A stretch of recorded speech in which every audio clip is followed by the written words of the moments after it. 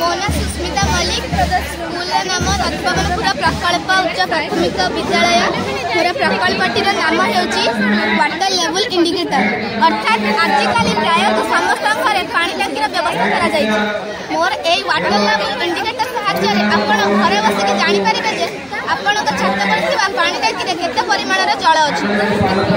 आजिकल समस्त घरे पानी टांकी के वर्किंग मॉडल देखेबे चालू छी ना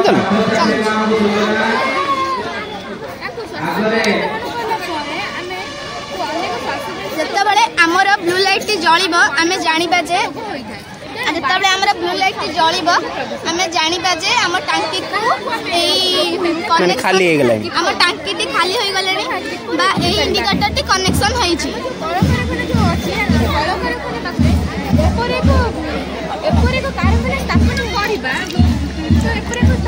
जेतबेले हमर रेल लाइट टी जळिबो आमे जानिबा जे हम टांकी रे 25% रा जळ अछि बा किछ अल्प मात्रा रे जळ अछि।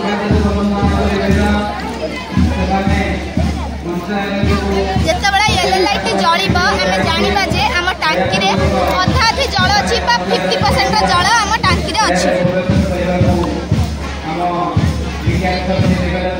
जेतबेले प्रथम ग्रीन लाइट टी जळिबो आमे जानिबा जे हम टांकी रे 75% रा जळ अछि बा फुल हबा को किछ अल्प परिमाण जळ बाकी अछि।